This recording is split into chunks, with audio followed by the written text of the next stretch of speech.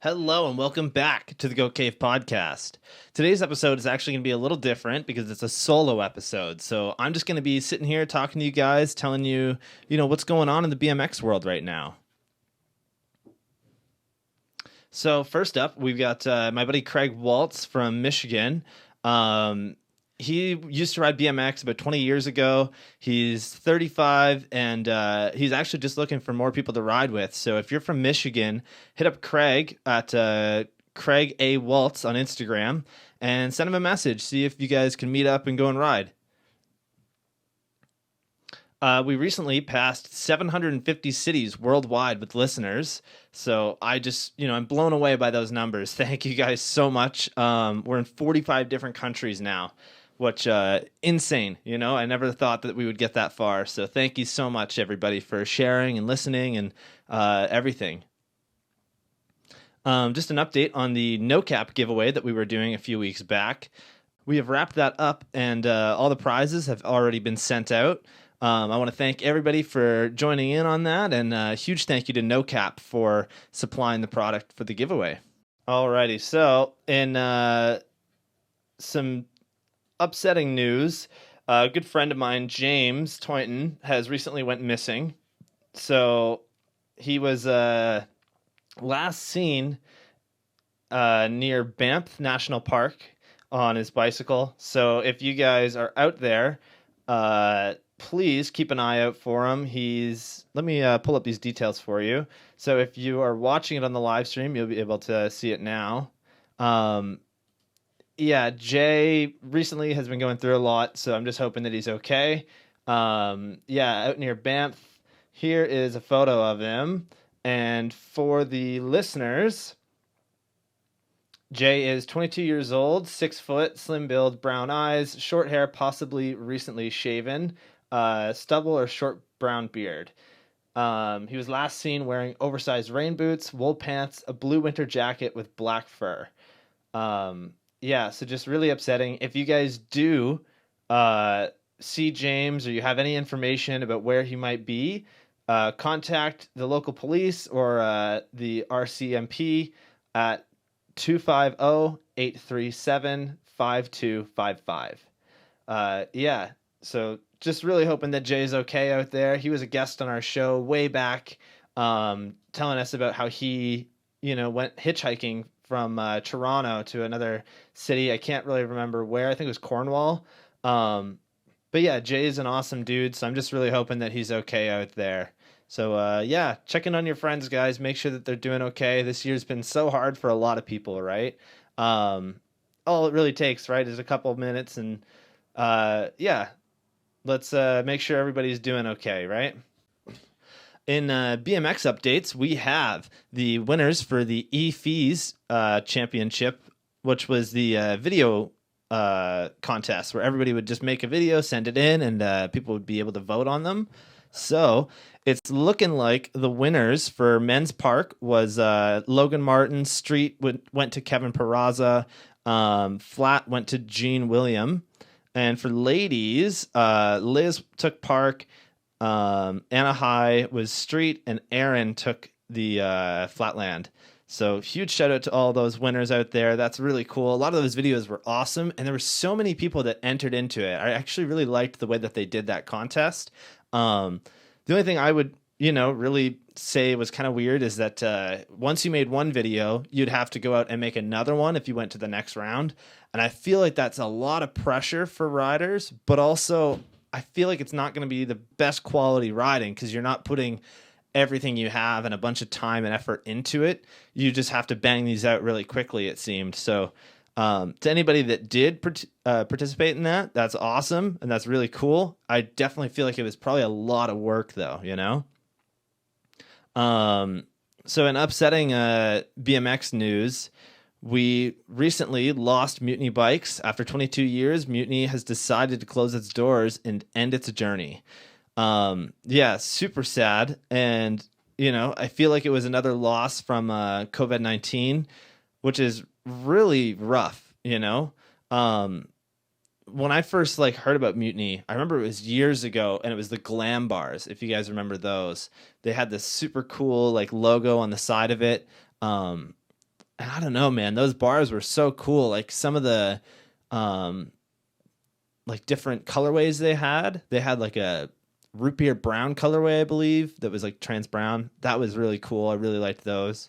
Um yeah, just super upsetting, right? But if we take a look at what they did over the years, they really accomplished a lot, right? Like they showed us people like Randy Taylor, who, passed away a few years back, but Randy was incredible, way before his time, that's for sure.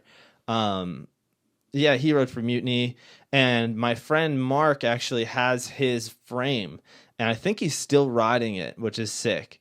So, yeah, definitely really upsetting about Mutiny. Another great rider was Logan Penberg, who did the tire ride down El Toro. That was nuts, like definitely you'll never see that. Like anything that's ever been done at El Toro is just so, recognizable. But for him, like that is just so wild. Moving on from that, recently we got the new Dennis Enarson video part. Dennis released his part right here and blew everyone's minds.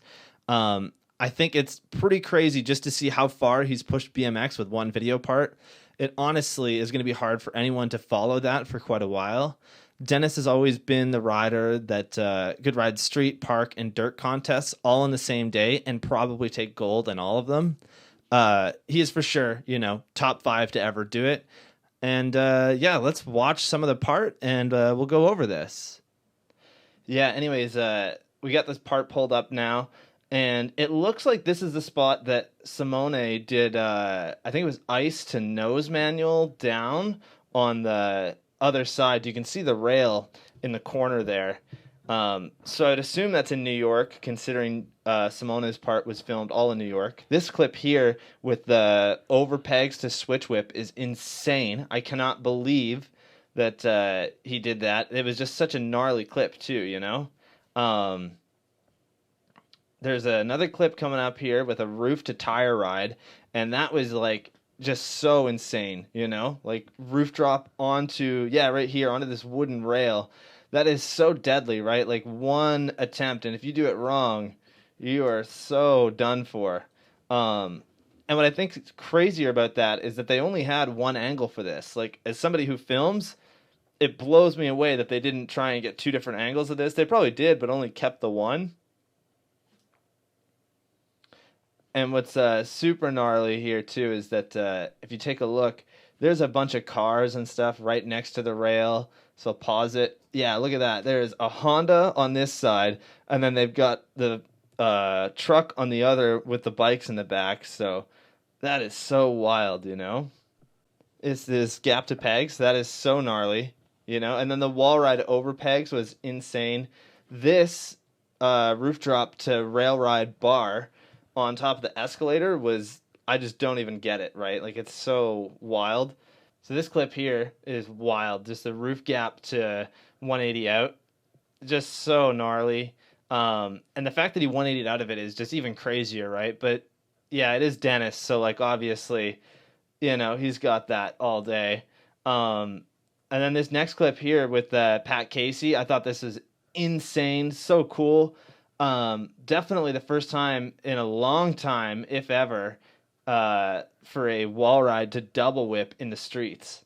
Like, just so gnarly, especially at this spot. This is super famous for, I believe it was Jay Miron. He did wall ride to pegs at this spot. And then Dennis doing the disaster to bar is just crazy as well. Pretty much this whole video part is just nonstop bangers, which is really hard to find, right? Like, earlier this year we had Nathan Williams' part, which was just so crazy, his Why Not part. And I like the way that they distributed his part as well as, you have to buy a digital download for it. But yeah, we'll go back a couple of clips here because there was some I wanted to talk about. Let's see here. So this clip here with him dropping in off the top is so wild, especially because he's brakeless. Like, can you imagine how fast you'd be going down that? That is just insane. And And then this nothing into the ditch. That is wild, man. I think that's the same ditch that I think it was Biz Jordan whipped into. And then this clip here was really cool with it's the 360 tire grab can. And no offense to Dennis, but Mike Aiken still has, the cleanest to ever do them. So, but it was kind of nice to see some homage to, the king, Mike Aiken. The whip to Smith. It actually, like, the first time I saw it, my jaw dropped because I had no idea what just happened. And then Lewis Mills with the 180 backwards Smith up it is, like, just as crazy.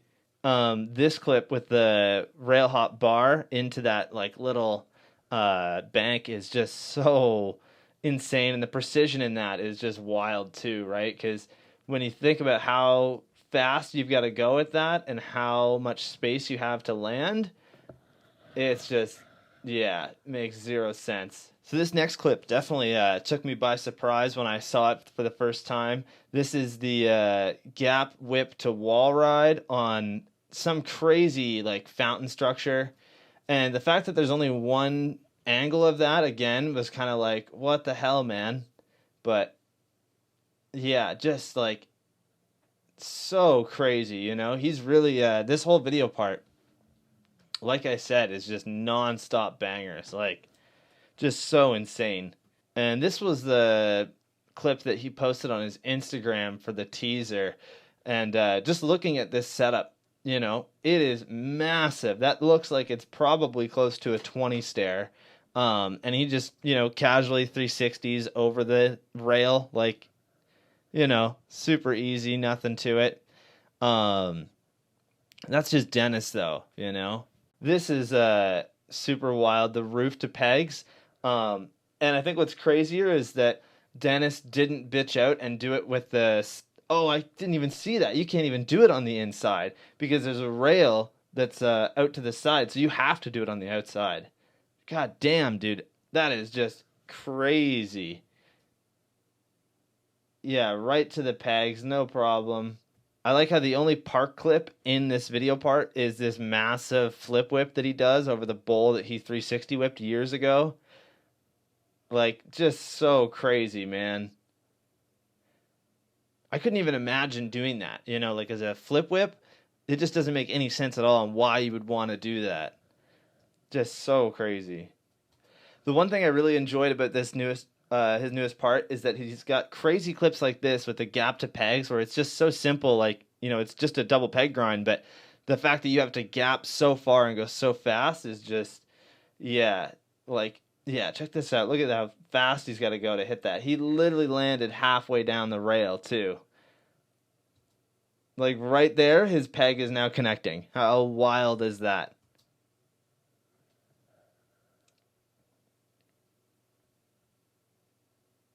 And then his last clip here with the tail whip into the bank is just, that is...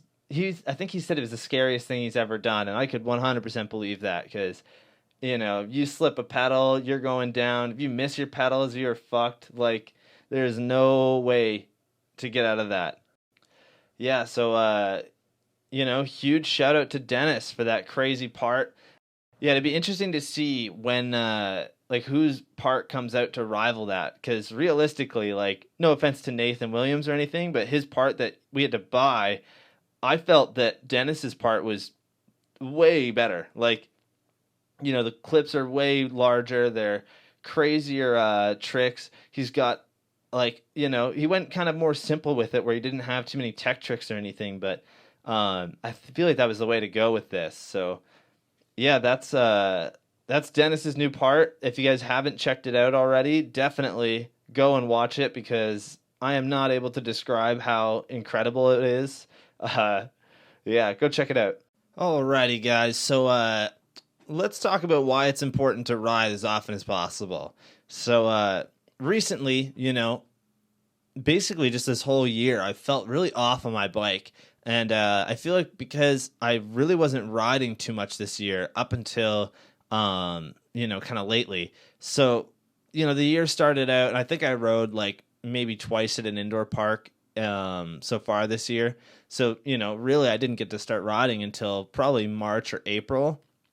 And then in May or June, I ended up breaking my ankle, so I wasn't able to ride. And then, recently got back on the bike, probably 2 months ago.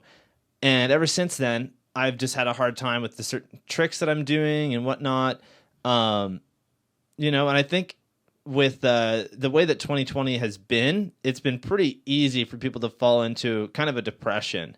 We've been pushed away from our friends and family, and for a lot of us, I feel like that plays a big role in how we ride as well, right? And how we're gonna go about things. Because obviously, if you don't have the confidence to try a certain trick just because you're not really feeling it, that's gonna push back your progression and whatnot. But yeah, to combat the way that I've been feeling on my bike recently and just in general, I am doing pedal every day. So I'm going to be riding every day for 30 days. I'm 6 days in at this point, as of recording. It's been really good so far. I haven't really been, taking it too seriously on doing like new tricks and really working on progression, more or less just going out for the fun of it and just trying to ride more. Cause it's definitely been pretty difficult this year to just get out and ride, at the beginning of the year, skate parks were closed, so it was only street riding, which is fine. I mainly ride street anyways, but sometimes it's just nice to go and cruise the park, and just like get that flow and whatnot, get the blood going. But yeah, I'm going to keep you guys updated with my progress. If you guys follow me on Instagram, that's where I'll be posting most of my stuff, and it'll probably just be story posts and whatnot. But yeah, I'm super hyped on it. If you guys are interested in doing pedal every day, send me a message. Let me know. And we'll, try and talk about it and see how other people are going about it. I know that there's some kids in Kitchener that recently started doing it. So go and follow them. I think it's Push Josh. And then I think Jorge is Washed started doing it as well. Go follow those guys. They've been killing it lately anyways as well. So recently, Nora Cup winners were announced, and I gotta say, man, great winners this year. Definitely, they all earned it. They all deserved it. Daryl Taco is going to be on the show next week, and we're going to be talking about the newest kink video, Champagne, and how it took home the Nora Cup Video of the Year award. So if you guys are interested in hearing about that, definitely make sure you tune in next week. We've had some scheduling issues, and that's partially why I haven't been able to upload as often, is just because I've been trying to get him on the show recently. And so he'll be on for episode 66. Nathan Williams took home Street Rider of the Year. And, with 3 video parts under his belt in a year, that's pretty obvious, right? Like, he definitely earned it. So shout out to Nathan Williams for taking home the Nora Cup. Corey Walsh got his second Nora Cup in a row for Transition Rider of the Year. Well earned. Canadian boy. Good to see that.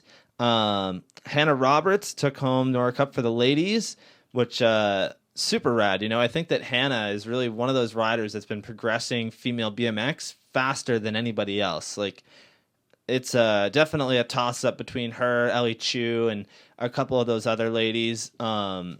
Such as Angie and Nina. But super cool to see that Hannah is taking home Nora Cup this year. Brad Sims won Reader's Choice, which, again, well earned. Brad 100% has been throwing down all year, recently got on fit.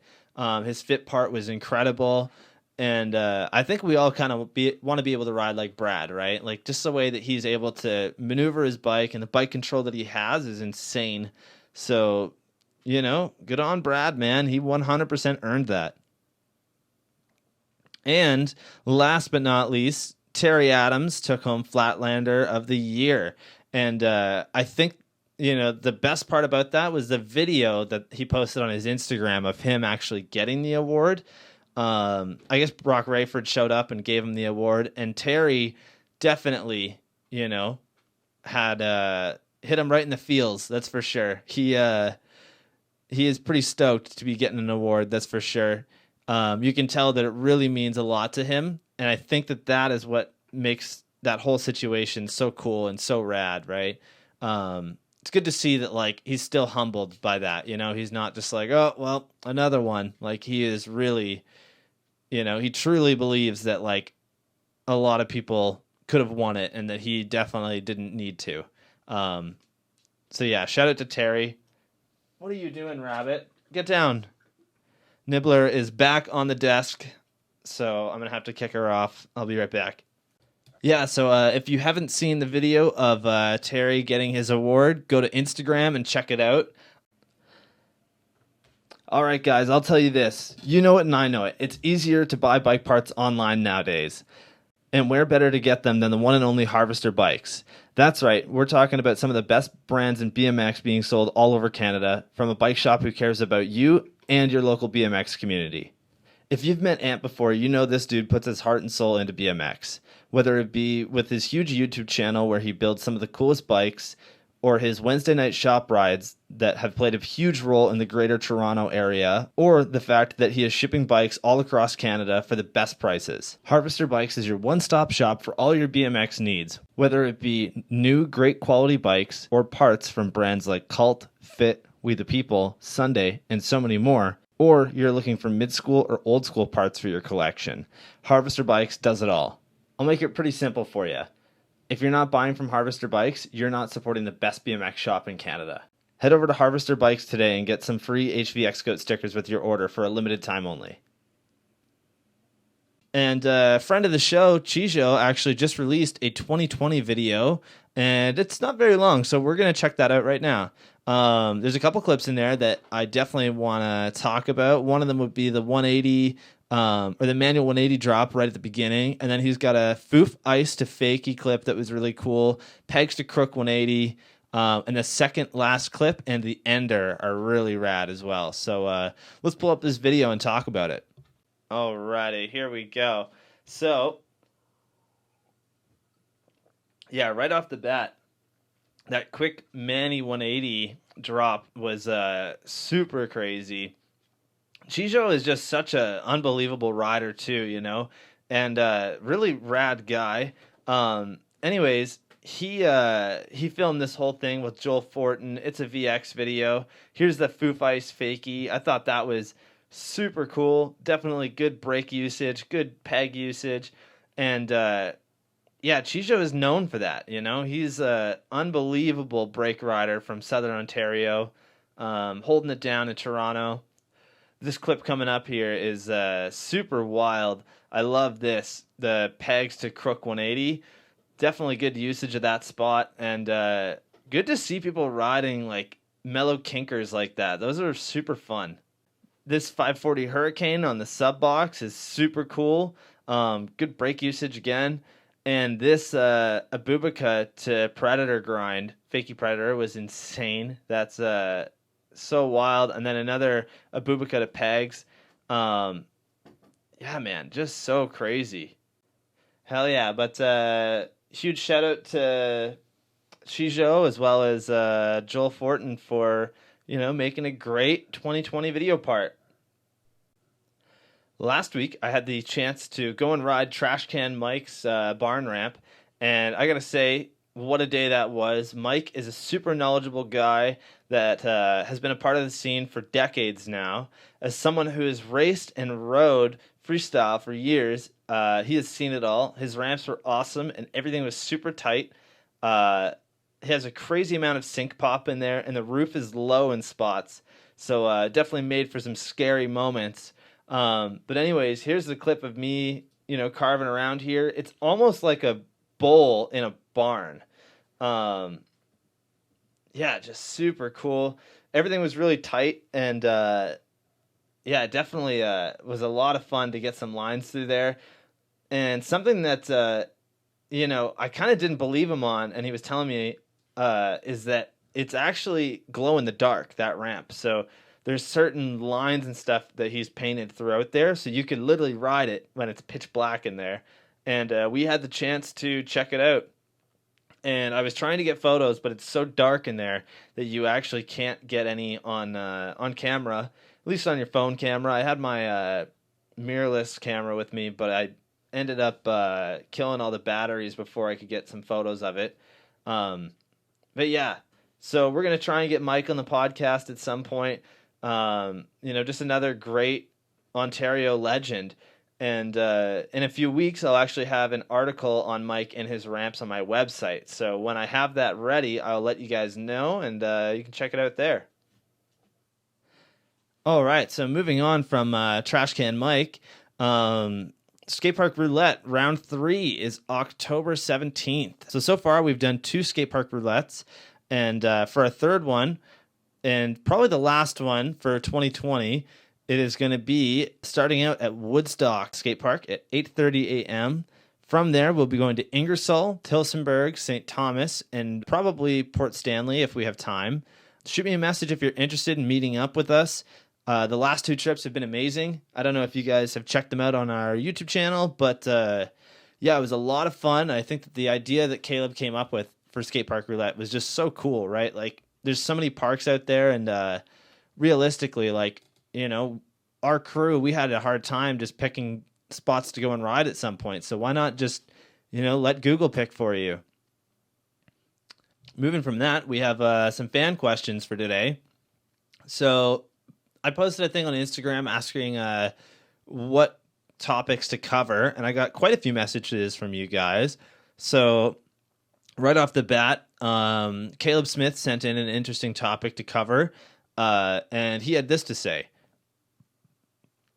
What are your thoughts on BMX brands that make products that don't relate to BMX, like Bluetooth speakers, rings, water bottles, fanny packs, etc.? I just miss the days where if you wanted to support a BMX brand, you would buy their parts or their shirts or their hats, maybe a DVD. Are these companies selling out in a way by doing this? So I definitely think the Bluetooth speaker is a little ridiculous, like, I don't get why you would just throw your logo on that and call it a day. I think that it's just super uncreative. But certain things like, Cult does the rings, and they've got some of the jewelry and whatnot, and they did the face masks. I know that Cult definitely had some backlash where people were calling them, sellouts or posers or any of that stuff. But I think that with Cult doing it, it's a little different because Robbie has played such a huge role in BMX over the years, and he's helped shape the way BMX is today. But I think that a lot of the times with Robbie, the way that they do it is that they've got smaller companies that they're helping out that will make the product for them, right? So especially when it came to the face mask, because that really just gave a girl a job to sit there and sew those all day. Like, it was just a local person that he knew, and that's why they had such a hard time getting big quantities of them. So I think that it's really just about the way that you do it, right? Like, Bluetooth speaker, definitely selling out a bit. I could, get 100% behind you there. But I think that if you're at least a little bit creative with it and there's a market for it and people are going to buy it, then sure.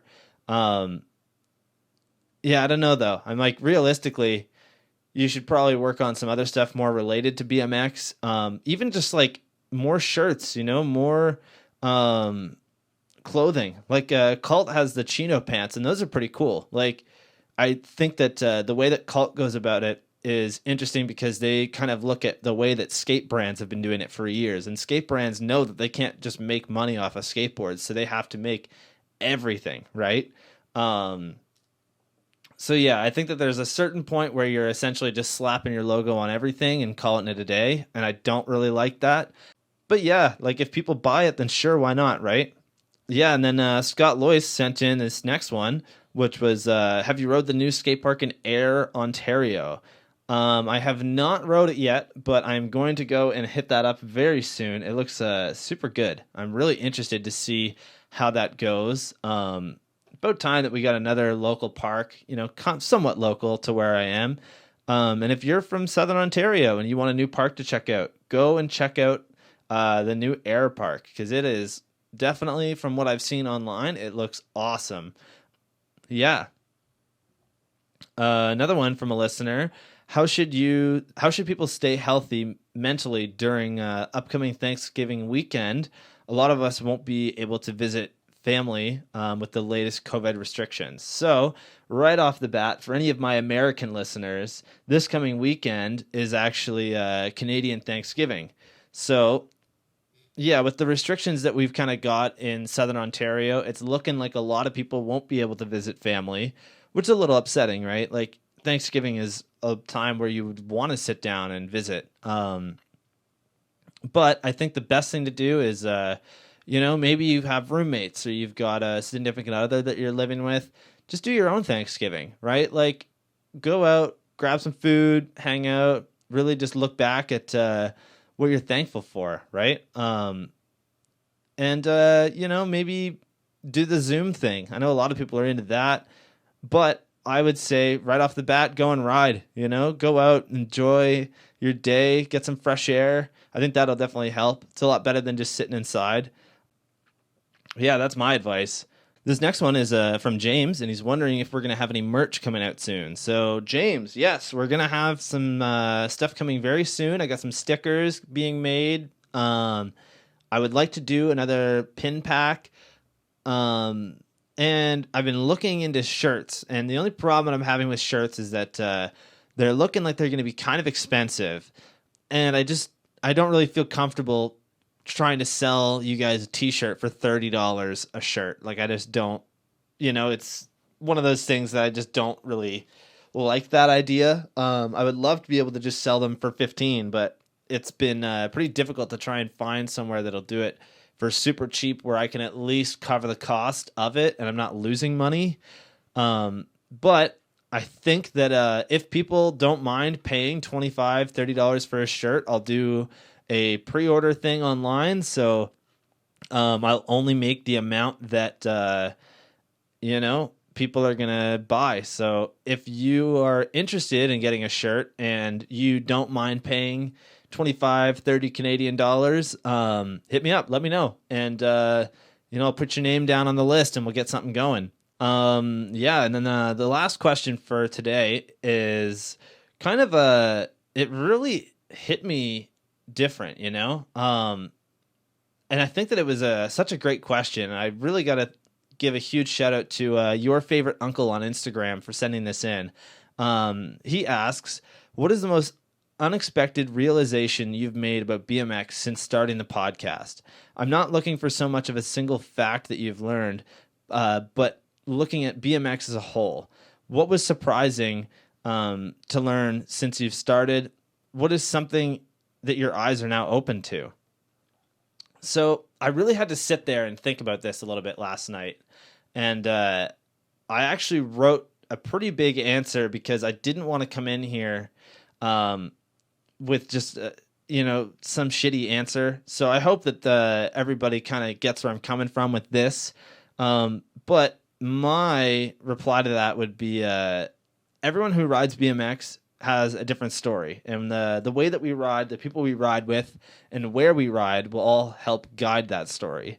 No one's experiences riding BMX are going to be the same as yours. Even if you go and do the same trick as someone at the same setup, you're both going to have different experiences because, maybe you landed at first try, or maybe they had to take a bunch of tries to get it, right?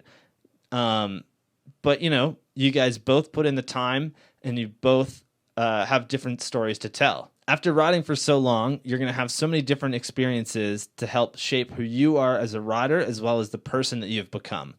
For me, my experiences have led me down a path of wanting to film BMX and show others the experiences I had with my friends.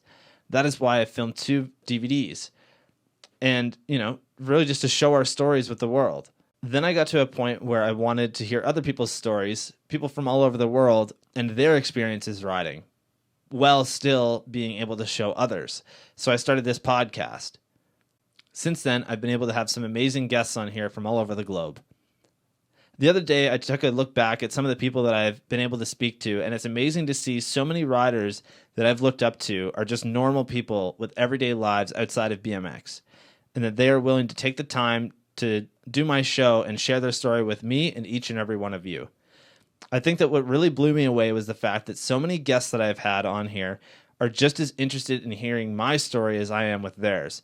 So many times I've just sat down and chatted with people off air and explained where I started and the road that BMX has taken me down and what the future holds. Everyone I've spoken to, pros, guests, and fans have all, been so positive and stoked on what I've been able to create with the Goat Cave. So to really answer your question, I think the most unexpected thing that I learned was that most well-respected names in BMX don't care about your numbers, your views, or your followers. They're just as stoked that you're riding as you are that they are riding.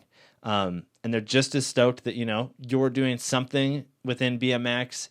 And they're just happy that more people are into it, and that people are into what they like. I know that it's kind of a cheesy answer, but that's just kind of how I feel. I feel that everybody that I've talked to, some of these big names, sometimes you just get it in your head that these people are too good for, too good to talk to you or something like that. But a lot of them just want to hear your story too. They just, want to be able to explain where they came from as well. And I think that that's so cool, right? Because realistically, we all do have different experiences riding. Everybody's got a story.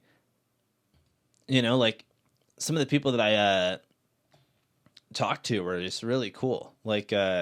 All the dudes from Huntington Beach were super supportive, really into the show.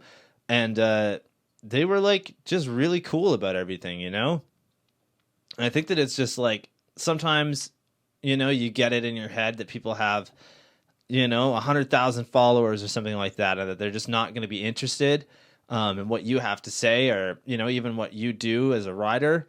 And, I think I can definitely say firsthand that that's not the truth. They're 100% willing to stand behind you and be stoked on what you're doing, And I think, another big realization is that these are just normal people, just everyday people who, are kind of celebrities in the BMX world in a way, they're really big names that everybody kind of looks up to. And I feel like a lot of people put a lot of pressure on these dudes when realistically, they're just other, riders, really. They've just gotten to a point where they can do it as a job instead. But yeah, that's kind of my answer on that. Yeah, I think we're going to end off the show here. So I just want to say thank you guys for tuning in today. And if you liked the solo episode, let me know. Yeah, I'm not 100% sure if I am interested in doing another one, but it was definitely fun, We'll see. If people like it and people want more of this, then absolutely I'll do more. But yeah, in the next few weeks, I'm hoping to have some good big name guests because I've been kind of slacking with that lately. We're going to have Daryl Taco next week. And then after that, I'm going to try and see if I can get a couple hours in with Sean Burns or, some other big names. So let me know if you guys have any guest recommendations or anything. And yeah, thank you for hanging out and we'll see you in the next one. Peace.